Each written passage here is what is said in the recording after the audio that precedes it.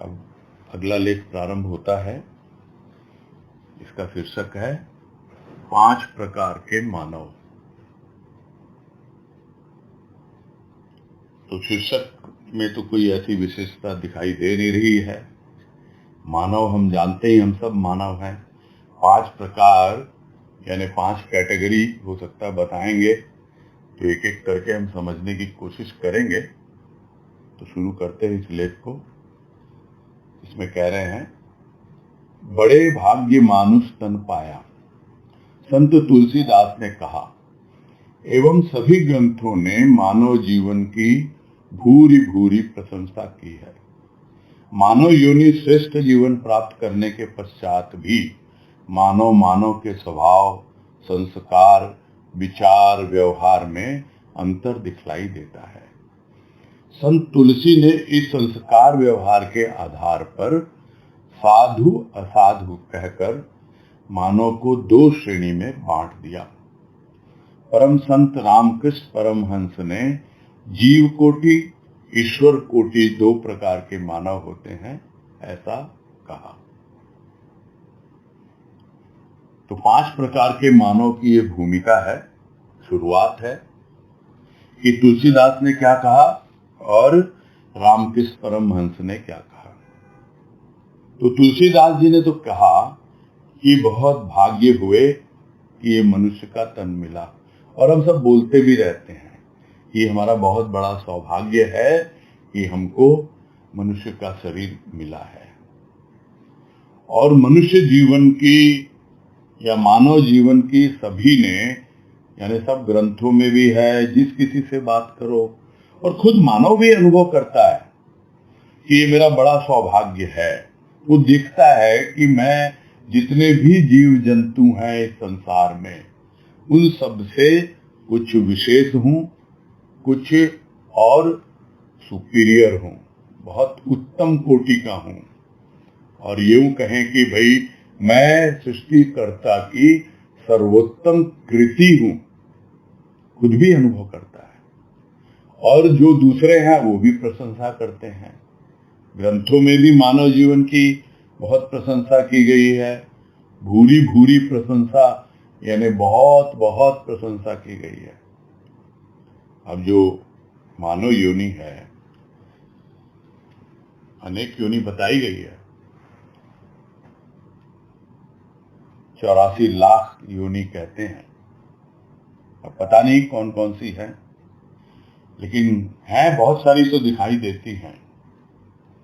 उसमें श्रेष्ठ है वो, उसमें कोई संदेह है नहीं, और श्रेष्ठ जीवन है ये। तो उसके पश्चात भी हम देखते हैं, खुद को भी देखते हैं, दूसरों को भी देखते हैं, तीसरे को भी, चौथे को भी, न जाने कितने लोग हैं। सबके अपने अपने स्वभाव हैं, यानी नेचर सबका अपना अपना है। सबके अपने अपने संस्कार हैं, यानी बैकग्राउंड है सबका। कोई कहीं से है, कोई कहीं से, और पूर्व जन्म के संस्कार उनको तो कोई जानता ही नहीं है ठीक से। सबका थॉट प्रोसेस अलग अलग है, विचार करने की शैली सबकी अलग है। और थॉट प्रोसेस अगर एक भी हो तो भी बिहेवियर अलग अलग मिलते हैं। मैं जो सोच रहा हूं, हो सकता आप वही सोच रहे हो, किंतु उसी बात के प्रति आपका व्यवहार कुछ और होगा और मेरा कुछ और होगा। यानी इतनी वैरायटी है कि समझ ही नहीं पाता प्राणी कि है तो मानव ये भी और है मानव ये भी, किंतु सब अलग अलग। और इसीलिए कहा जाता है कि परमात्मा एक ऐसा गढ़ने वाला है कि वो एक सांचे में बस एक को ही गढ़ता है, और फिर वो सांचा जो है उसको हटा देता है, मिटा देता है। यानी एक मानव दूसरे मानव से मिलता ही नहीं। सबकी अपनी अपनी सोच, अपना अपना नेचर, स्वभाव, अपने अपने संस्कार, विचार, व्यवहार, ये सब हम देखते हैं। बिल्कुल कॉमन है ये बात समझने के लिए। और इसी के आधार पर तुलसीदास जी ने क्या किया, 2 प्रकार के बताए। मानव 2 श्रेणी में है, दो कैटेगरी है मानव की, एक साधु और एक असाधु। तो कहने को तो साधु मतलब जो साधना करते हैं, तपस्या करते हैं, जिनका कोई साध्य है और जो उस राह पे आगे बढ़ रहे हैं। साधु कोई ऊपर का वेश नहीं होता कि जिसकी दाढ़ी बढ़ी हुई हो, जटाएं बढ़ी हुई हों, कोई जरूरी नहीं है। साधुता भीतर की होती है। तो वो एक कैटेगरी बताई गई और दूसरी असाधु। असाधु यानी बिल्कुल उसका ऑपोजिट। और उसी प्रकार रामकृष्ण परमहंस ने भी दो कोटि बताई है, जीव कोटि और ईश्वर कोटि। यानी एक जो होते हैं जीव भाव में रहते हैं और दूसरे जो ईश्वरीय भाव में रहते हैं। जो जीव भाव में रहते हैं वो हमेशा स्थूल का ही जीवन जीते रहते हैं और जो ईश्वर कोटि में आते हैं वो ईश्वर के बारे में चिंतन मनन करते हैं या उसकी भक्ति में लगते हैं या उस राह पर आगे बढ़ते हैं। तो इस तरह है अपने अपने ढंग से लोगों ने मानव को कैटेगराइज किया है। क्या इतने कैटेगरी के, इतनी श्रेणी के मानव होते हैं। आगे है भाव, स्वभाव, स्वार्थ, परमार्थ की प्रधानता व गौणता को लेकर विचार करें। 5 प्रकार के मनुष्य इस संसार में हैं। एक इस प्रकार के मनुष्य हैं जिन्हें कहा जाता है कि ये संत कोटि के मनुष्य हैं। तो किस बेस पे हम आगे बढ़ें? इस बेस पे कि किसका कैसा भाव है, कैसा स्वभाव है, कौन स्वार्थ में लगा हुआ है, कौन परमार्थ में लगा हुआ है, और उस तरह की किसमें प्रधानता है, यानी किसके जीवन में स्वार्थ प्रधान है, किसके जीवन में परमार्थ प्रधान है, या किसका नेचर कैसा है और कौन भाव को महत्व देता है। तो जिसके लिए जो प्रधान है वो उसकी फर्स्ट प्रायोरिटी है और जो उसके लिए गौण है वो उसकी सेकंड प्रायोरिटी है। तो इस तरह से जब हम विचार करते हैं तो 5 प्रकार के मनुष्य इस संसार में दिखलाई देते हैं। ये राजमा का अपना अनुभव है जो व्यक्त कर रहे हैं यहाँ पर। उन्होंने 5 प्रकार के मनुष्य बतलाए हैं, वो हम समझेंगे आगे। तो इसमें से एक कोटि से प्रारंभ कर रहे हैं, यानी फर्स्ट कैटेगरी क्या है, वो है संत कोटि के मनुष्य। यानी जो संत होते हैं उस कैटेगरी में आते हैं। तो कैसे होते हैं वो मनुष्य, उनकी क्या विशेषता होती है, क्यों उनको एक अलग कैटेगरी में रखा जाता है, तो उसको बता रहे हैं कि संत कोटि के मनुष्य अपने अंतर की प्रेरणा को प्रधानता देते, परमात्मा के भाव में डूबे रहते हैं। उनका व्यवहार, उनका आचरण अपने अंतर से प्रेरित होता है। तुलसीदास ने ही कहा, संत असंतन की अस करनी, जिमि कुठार चंदन आचरणी। संत की करनी पूछना चाहे कोई तो बताया जाता है कि संत की करनी ऐसी होती है जैसे कि कुल्हाड़ी चंदन के वृक्ष को काटने के निमित्त प्रहार करती है। कुठार चंदन वृक्ष को समूल नष्ट करना चाहता है, किंतु चंदन का वृक्ष उस कुल्हाड़ी को भी सुगंध प्रदान करता है। हिंसा से भरी हुई कुल्हाड़ी को सुगंधित कर देता है। तो संत कोटि के मनुष्य हैं, उनके जीवन में किसकी प्रधानता होती है? अपने अंतर की प्रेरणा। यानी जिस दिन साधारण प्राणी अपने अंतर की प्रेरणा को प्रधानता देने लग जाए तो यह समझ लेना चाहिए कि अब वो दूसरी कैटेगरी की ओर अपना कदम बढ़ा रहा है। और जैसे जैसे वो परमात्मा के भाव की ओर और बढ़ने लगे और उसमें सराबोर रहने लगे और उसी में डूबा रहे, तो फिर वो संत की कैटेगरी में आ जाता है। यानी संत कोटि के मनुष्य एक ओर अपनी अंत प्रेरणा को प्रधानता देते हैं और दूसरी ओर वो परमात्मा के भाव में ही डूबे रहते हैं। और कैसे मालूम पड़े? उनका व्यवहार, उनका आचरण वो अंत प्रेरणा से ही प्रेरित होता है। जो उनको भीतर से प्रेरणा मिलती है, जो उनके भीतर बैठा हुआ परमात्मा उनको प्रेरणा देता है, उस प्रेरणा के आधार पर ही उनका जीवन व्यतीत होता है, उनका व्यवहार वैसा ही होता है और उनका आचरण भी वैसा ही होता है। पहले कहा ना कि संस्कार अलग होते हैं, उसके आधार पे ही व्यवहार होता है, विचार भी अलग होते हैं। तो सबको प्रेरित करने वाला कौन? वो भीतर बैठा हुआ उनका परमात्मा, क्योंकि उसी में मगन रहते हैं और वहीं से उनको प्रेरणा मिलती रहती है। अब तुलसीदास जी का वक्तव्य है जो बता रहे हैं कि कैसी है संत की करनी, कोई पूछना चाहे तो संत की करनी तो ऐसी है जैसे कि कोई कुल्हाड़ी है, वो चंदन के वृक्ष को काटती है, उसका प्रहार होता है चंदन के वृक्ष पर। तो क्या करता है चंदन का वृक्ष? उस कुल्हाड़ी को यह नहीं कहता कि तू मुझे मत काट, बल्कि उसके भीतर भी सुगंध भर देता है। कुल्हाड़ी का उद्देश्य क्या है? उस चंदन वृक्ष को पूरी तरह से उखाड़ फेंके, नष्ट कर दे। तो क्या उस चंदन वृक्ष को पता नहीं है? पता है, किंतु फिर भी उसके बावजूद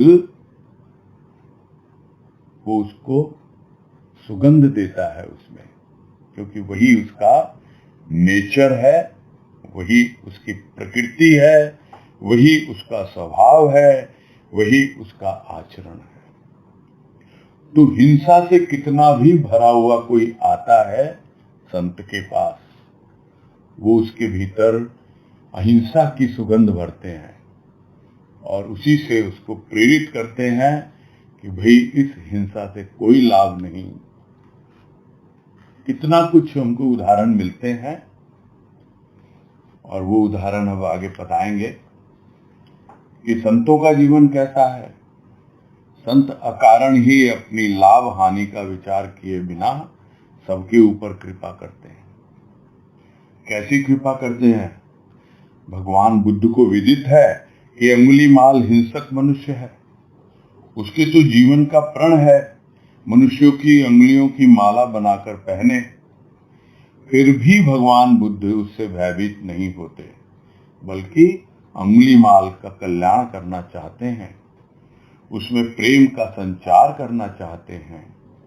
अपनी आध्यात्मिक भावना से भगवान बुद्ध ने अंगुलीमाल को भगवान का भक्त बना दिया, अपना प्रभाव उस पर डाल दिया। तो कैसा है संतों का जीवन? तो अपनी कोई लाभ हानि का विचार नहीं करते हो। उनका काम क्या, उनकी करनी कैसी? सबके ऊपर कृपा।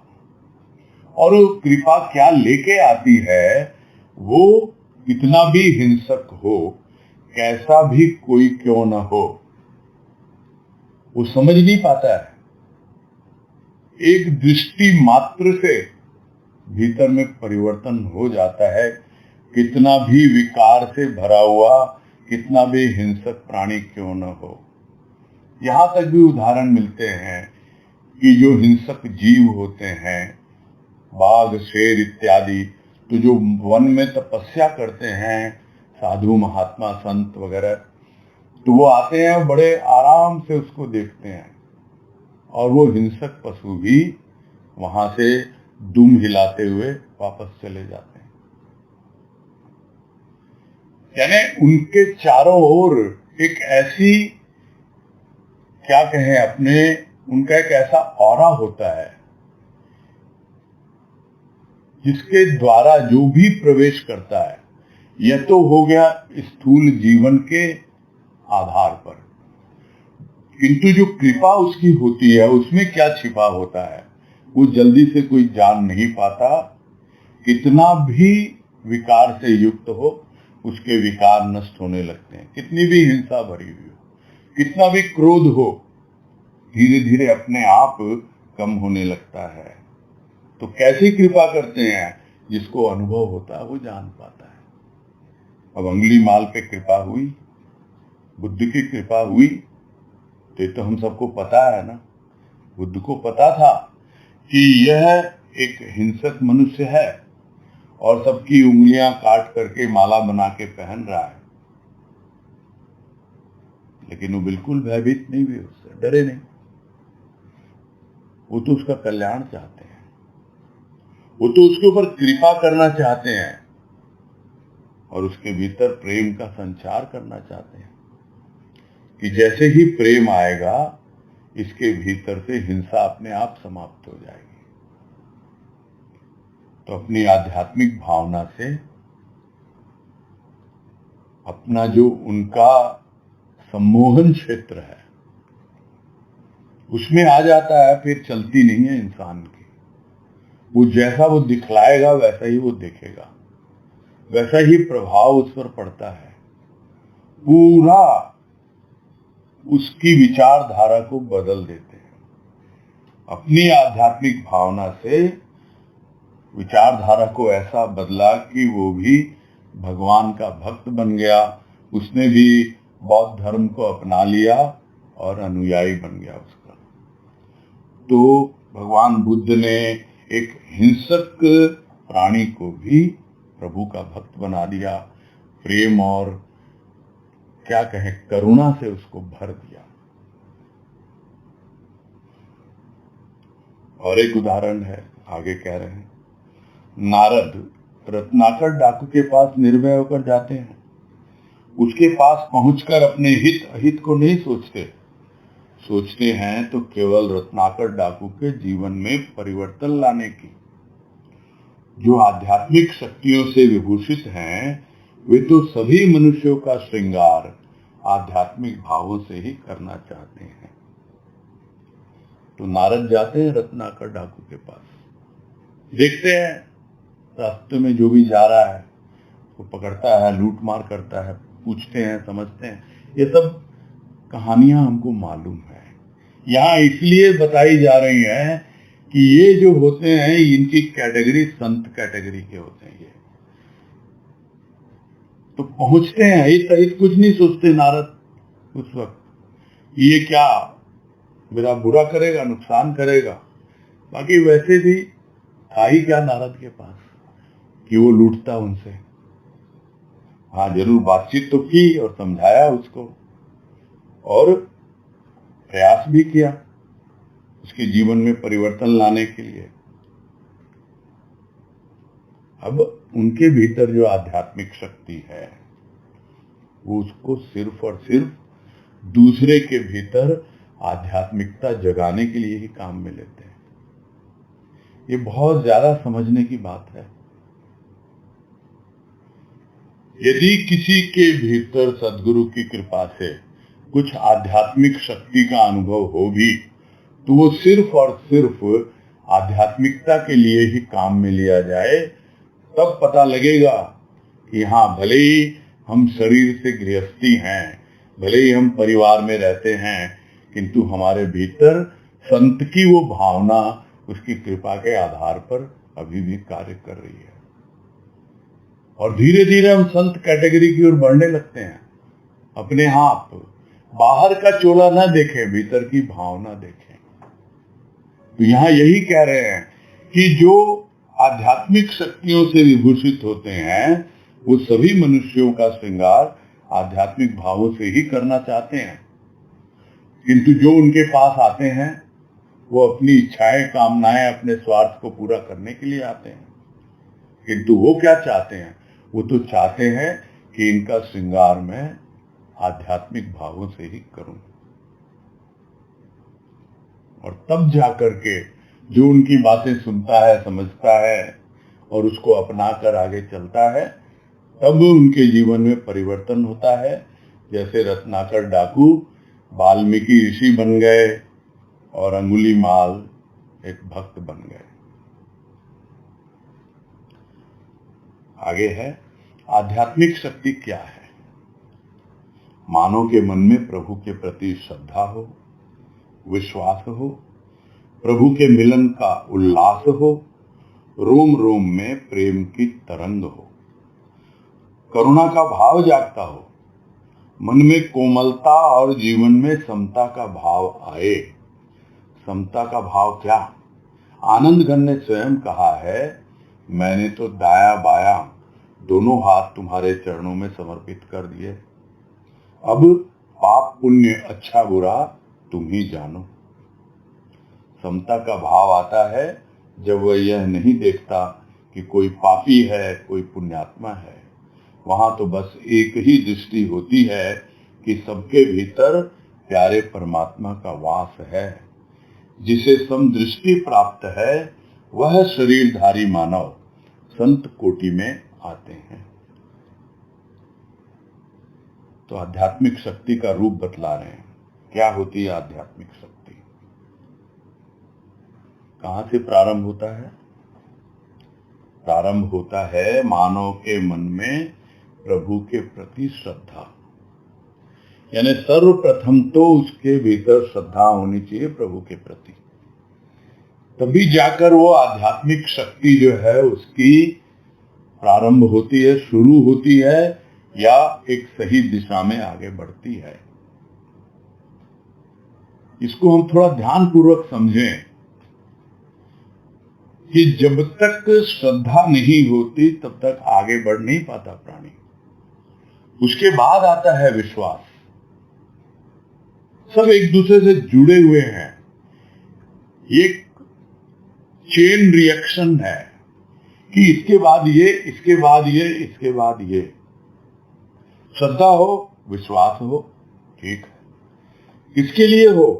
प्रभु मिलन के लिए हो। कुछ और नहीं चाहिए मुझे। यदि मुझे आध्यात्मिक शक्ति से ओतप्रोत होना है तो मेरी श्रद्धा, मेरा विश्वास इसके लिए, प्रभु के मिलन के लिए। और तब कितना उल्लास आता है, उमंग आता है, क्योंकि एकदम वन ट्रैक माइंड है, बिल्कुल एक दिशा में देख रहा है अपने लक्ष्य की ओर कि मुझे तो प्रभु से मिलना है। तो अपने आप ही जो प्रेम और भाव की अनुभूति उसको हुई है सद्गुरु की कृपा से, वो रोम रोम में प्रसारित होने लगती है, रोम रोम उस प्रेम से तरंगित होने लगता है। ये है आध्यात्मिक शक्ति को जांचने परखने का एक मापदंड, जिसको हम कहते हैं कैसे पता चले कि हमें भाव की अनुभूति कहां ले जा रही है। जांचे परखें, इससे पता लगेगा। और उसका आफ्टर इफेक्ट क्या? करुणा का भाव। अपने आप करुणा प्रकट होती है। जिस तरह बुद्ध ने कितनी कठोर तपस्या की है हम सबको पता है, किंतु जैसे ही वो बुद्धत्व को उपलब्ध हुए, क्योंकि पहले तो सिद्धार्थ थे, जब बुद्ध हो गए तब अपने आप उनके भीतर करुणा का भाव जागा, अपने आप प्रेम जागा। बुद्ध रहे हैं ज्ञान मार्गी पूरी तरह है, किंतु जब वो ज्ञान पराकाष्ठा में गया तो अपने आप ही उनके भीतर करुणा और प्रेम फूट पड़े। जैसे भीतर से झरना फूट पड़ता है, अपने आप बहने लगता है, वैसे ही करुणा और प्रेम बहने लगे। ये है संतत्व की उपलब्धि। चाहे जिस मार्ग से भी हम जाएं, श्रद्धा है, विश्वास है, प्रभु के मिलन का उल्लास है, यह सब भक्ति मार्ग है। और रोम रोम में प्रेम की तरंग है, तो अपने आप ही करुणा आएगी भीतर। प्राणी मात्र के लिए करुणा क्या है? एक विगलित भाव है, भीतर जरा भी कठोरता नहीं है। और यही कह रहे हैं आगे भी कि मन में कोमलता हो। कोमलता ही नहीं हो, समता का भाव हो। ये है आध्यात्मिक शक्ति को जांचने परखने का तरीका। समता का भाव क्या है? तो बता रहे हैं गुरुदेव के शब्दों में बता रहे राजमा कि आनंदगण ने स्वयं कहा कि भाई मैंने तो दाया बाया दोनों तुम्हारे चरणों में समर्पित कर दिया। हाथ जोड़ने का मतलब क्या है? अच्छा बुरा, पाप पुण्य, सब कुछ समर्पित। जो बार बार हम बातें करते रहते हैं कि सिलेक्टिव नहीं हो सकते। समर्पण सिलेक्टिव नहीं होता, चुन चुन के नहीं होता कि जो अच्छी चीजें हैं वो तो मेरी, मैंने पुण्य कमाया है। हाँ, ये पाप बहुत मुश्किल है संभालना, ये मैं तुमको अर्पित कर रहा हूं। वो समर्पण नहीं कहलाएगा। दोनों, पाप और पुण्य दोनों, लेफ्ट और राइट दोनों। और वो दोनों जुड़ के कहाँ आते हैं? जब हम हाथ जोड़ते हैं तो स्पर्श होता है हमारे हृदय के साथ, और फिर हम उन हाथों को बढ़ाते हैं उन चरणों तक।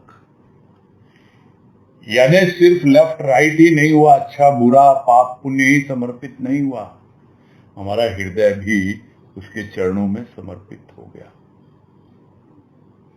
और तब हम समझ पाएंगे कि समता का भाव क्या है। समता का भाव ये है कि मेरे लिए सब बराबर, जैसा मैं, कुछ भी अब सुख दुख नहीं, अच्छा बुरा नहीं। यह है समता का भाव। तो संत तो यही देखता है, क्योंकि संत कैटेगरी की बात हो रही है। वो हमेशा समता के भाव में रहता है। वो यह नहीं देखता कोई पापी है या पुण्यात्मा है। वो सम दृष्टि होती है उसके सामने, एक ही दृष्टि से, समान दृष्टि से सबको देखता है। और क्या देखता है? सबके भीतर अपने प्यारे परमात्मा को देखता है। इनके भीतर, सबके भीतर वो मेरा प्यारा प्रभु विराजित है। और कितनी बार प्रवचन में गुरुदेव के हमने पढ़ा होगा, सुना होगा कि वो जो आगंतुक आए हुए उनके वहां सत्संग में विराजित, उन सबको हाथ जोड़कर नमस्कार कर रहे हैं और कह रहे हैं कि मैं यह जो नमस्कार कर रहा हूं, यह आपके भीतर बैठे हुए उस परमात्मा को नमस्कार कर रहा हूं, जिसे हो सकता है आप नहीं देख पा रहे, मैं देख पा रहा हूं। तो यह होती है संतों की दृष्टि। वो ऊपरी व्यवहार, आचरण, यह सब कुछ नहीं देखते। वो भीतर की भावना भी नहीं देखते। जैसा है, जो है, जिस रूप में भी शरणागत है, समर्पित है, उसके भीतर श्रद्धा है, विश्वास है। तो जो जो चीजें मुझे चाहिए वो सब इसके भीतर तो है ही, मेरे लिए सब बराबर। और वो सम दृष्टि से देखता है। तो वैसे शरीरधारी मानव, यानी जिन्होंने मानव का शरीर धारण किया है, वो कहलाएंगे संत। यानी संत की कैटेगरी में ऐसे मनुष्य आते हैं जिनके भीतर समता का भाव हो, समदृष्टि हो, प्रभु के प्रति श्रद्धा, विश्वास, रोम रोम में प्रेम की तरंग, करुणा का भाव, मन में कोमलता, यह सब तो है ही उसके पास। सबसे महत्वपूर्ण है बिल्कुल समदृष्टि से देखे, निष्पक्ष होकर के, किसी का पक्षपाती न हो, कि यह मेरा भक्त है, इसके ऊपर तो मैं ज्यादा कृपा करता हूं, यह मेरा भक्त नहीं है, यह कम भक्त है या कम भक्त है, क्या है? जबकि होता उल्टा है। जो कम भक्त होता है उसके ऊपर वो ज्यादा कृपा करता है ताकि वो जल्दी से जल्दी भक्त की कैटेगरी में आ जाए। संत की कैटेगरी में तो धीरे धीरे आएगा, उसके भीतर कम से कम श्रद्धा, विश्वास, प्रेम भाव यह सब तो जाग जाए। जो भक्त है उसके भीतर तो है ही, तो जैसा हम सोचते हैं उससे बिल्कुल विपरीत होता है। किंतु देखता है, दृष्टि में समता है। कृपा में भी समता है। जो कम भक्त होते हैं वो थोड़ी सी कृपा में फूलने लगते हैं, उनका पेट भरने लगता है बहुत जल्दी। और जो वास्तविक भक्त होते हैं वो हमेशा कृपा के लिए अपना हृदय खोल के रखते हैं। इतना सा अंतर है। संत की दृष्टि समदृष्टि होती है, समान रूप से सब पर कृपा करते हैं। समझ नहीं पाते, इसीलिए कहते हैं उस पर ज्यादा कृपा हो रही है, मुझ पर कम हो रही है। ये अपनी समझ का फेर है। अन्यथा संत कोटि के मानव तो समानता रखते हैं, सबको समता रखते हैं। बस यही पूरा करते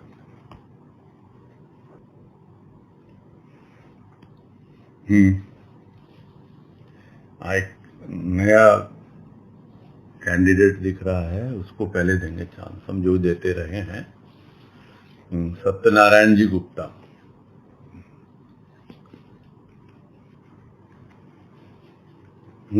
अनम्यूट करिए।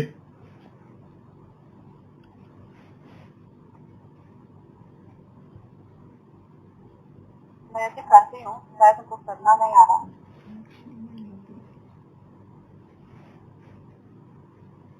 अनम्यूट नहीं कर पा रहे हैं क्या? चलो कोई बात नहीं है। उनका था।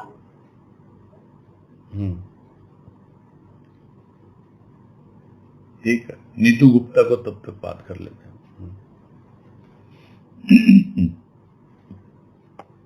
हरिओम भैया। हाँ हरिओम, बोलिए। हाँ भैया, मैं थोड़ा सा मन में ये आ रहा था कि जैसे आपकी पैराग्राफ में है ना, रोम रोम में प्रेम की तरंग हो, तो उसका भाव थोड़ा सा और स्पष्ट करना था। मतलब रोम रोम में प्रेम की तरंग हो, तो कनेक्शन कहाँ है रोम रोम का? रोम रोम का कनेक्शन है, उसके पीछे क्या आता है? रोम के नीचे हमारा स्किन आता है।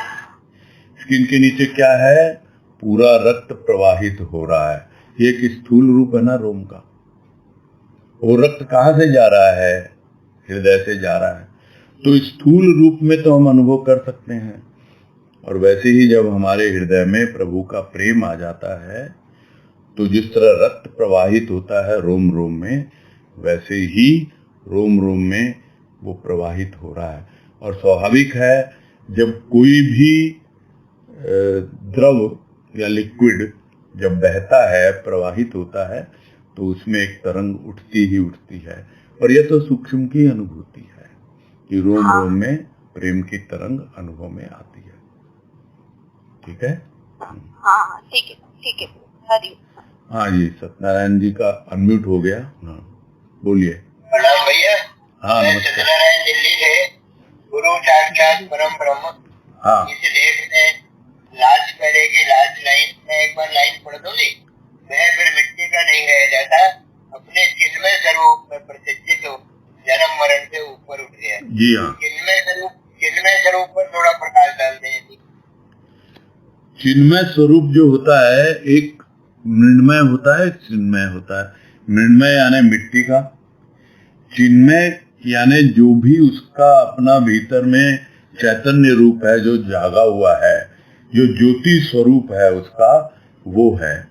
उस रूप में वो प्रतिष्ठित हो जाता है, यानी वो रूप से स्वरूप तक पहुंच गया। चिन्मय रूप जो है वो स्वरूप कहलाता है, और वो अपने स्वरूप की अनुभूति पाकर उसमें ही पूरा जीवन बिताएगा। और ये बात आई कि वो जीते जी ही जन्म मरण से ऊपर उठ गया, यानी जीते जी ही वो जीवन मुक्त अवस्था को अनुभव करता है, मुक्तावस्था में जीता है और कभी भी देह बोध में नहीं उलझता। जो मृण्मय है, जो मिट्टी का है, उस पे उसका ध्यान कभी जाता ही नहीं। भैया जी प्रणाम। हरिओम। समय सीमित है, अब दो में से एक को ही ले पाएंगे। शकुंतला जी बोलिए।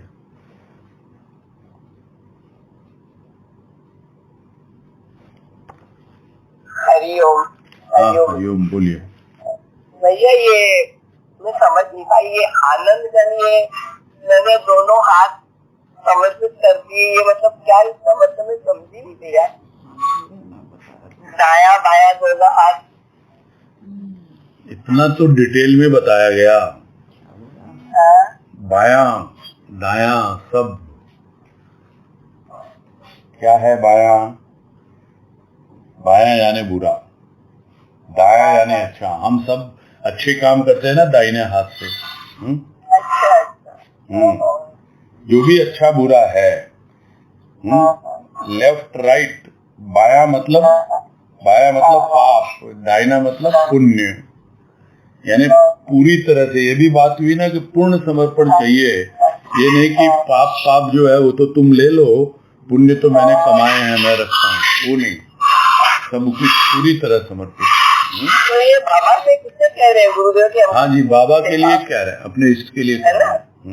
अपने इष्ट के लिए कह रहे हैं ना? अपने इष्ट के लिए कह रहे हैं। हाँ जी, हाँ। बस अच्छा लगा बहुत, इतना ही। ठीक है। हरिओम हरिओम हरिओम। ठीक है, पूरा करते